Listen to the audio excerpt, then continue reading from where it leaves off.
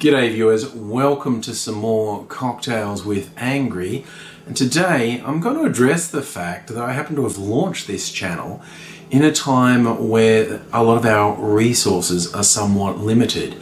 If we can't or choose not to leave the house, we've only got a limited number of ingredients to make cocktails with. Someone tells you a fantastic sounding cocktail and you go, I don't have those ingredients and I really want to try that. I'm going to let you in on a secret. There are really only 4 cocktails. Obviously that's not literally true, but basically the entire oeuvre of cocktails are variations on 4 key combinations. And once you know that, the power is in your hands and you realize this is about flavor profiles, not about specific components in the cocktail.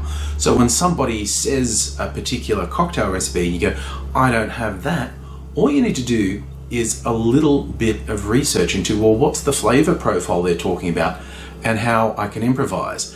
When I say there's like 4 cocktails, they are basically the old-fashioned, which in the past was simply called the cocktail. When people talk cocktails in the 1800s, they really meant this. And this is a spirit, a liquor, if you're from the US, a sweetener, and bitters. And a fruit garnish is really nice, a lemon peel or orange peel garnish. Now, most often now, when you see an old-fashioned, it is going to be whiskey.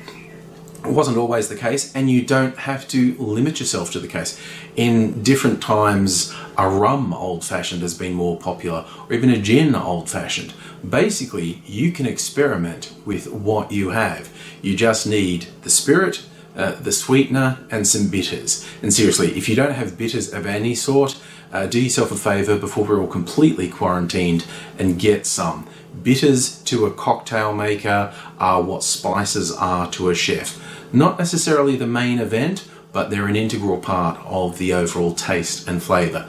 You really need to get some bitters, and that's going to help you with a lot of cocktails. So besides the old-fashioned, there's the sour. One of my favorites, the whiskey sour, and that's just the spirit, a citrus juice, usually lemon juice, and again a sweetener, sugar or sugar syrup.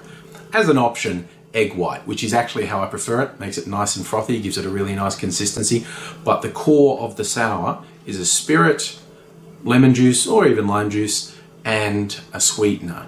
And you can experiment with different fruit juices, with different spirits, and see which you like. Again, the most common sort of sour is the whiskey sour you make with a range of whiskies, but you can improvise based on what you have. And you can even try balancing. You think, I think this goes with that. Instead of just having one spirit in the sour, maybe if I put this with that, like maybe you don't have lemon juice or lime juice, but you have a fruit flavored liqueur.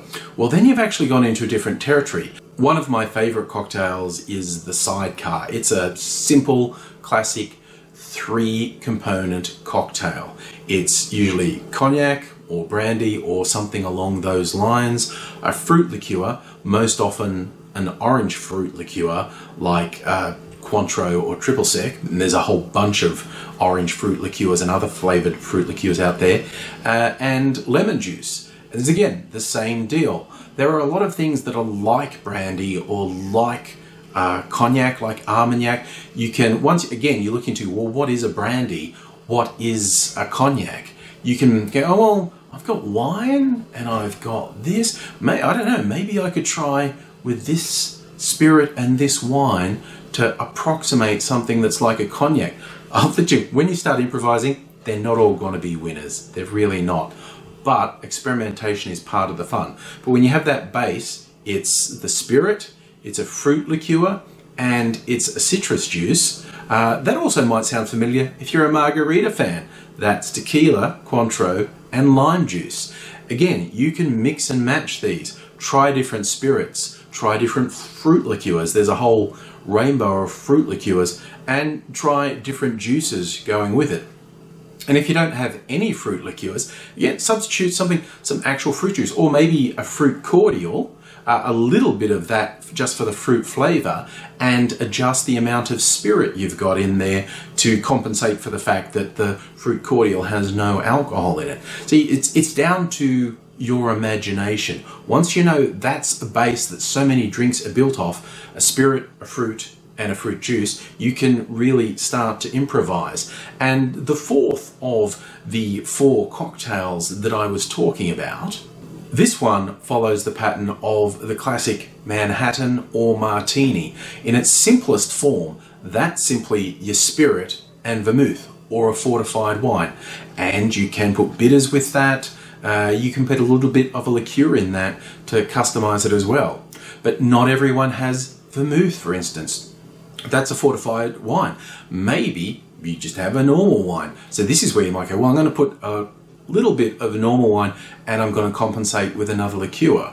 Or because fortified wines often have a herbal profile that standard wines don't, maybe you actually want to garnish something with a little bit of that herbal or fruity flavor. Again, it's about knowing that the basics are there. It's a spirit, it's a vermouth or a fortified wine or something similar. You might put some bitters in it. You might have a little dash of another liqueur to give it your own spin. But this is what I mean. When you see a cocktail recipe and you go, that sounds great, I don't have those ingredients.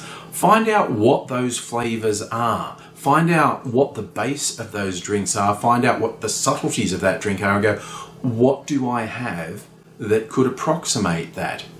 And don't be shy to improvise, experiment. Like I said, in this current environment, a lot of us are going to be indoors for a while.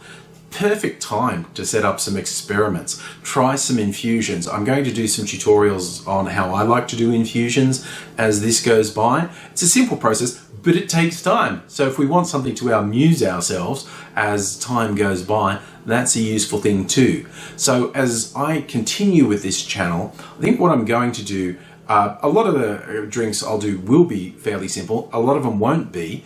But when I do something that has potentially difficult or unusual ingredients in it, I'm also going to do a cheat version. Like, okay, if you don't have this, try this. And try to inspire people to experiment and have a bit of fun, because after all, we're not alcoholics when we're drinking cocktails. We're craftspeople.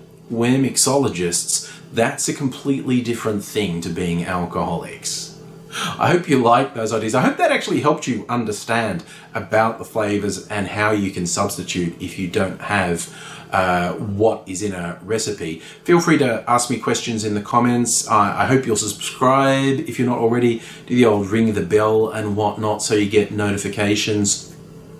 Send me requests for either cocktails you want me to make or questions you want answered in a video, because I'm just a home enthusiastic amateur like you are potentially, or like you might become if you follow me on this journey.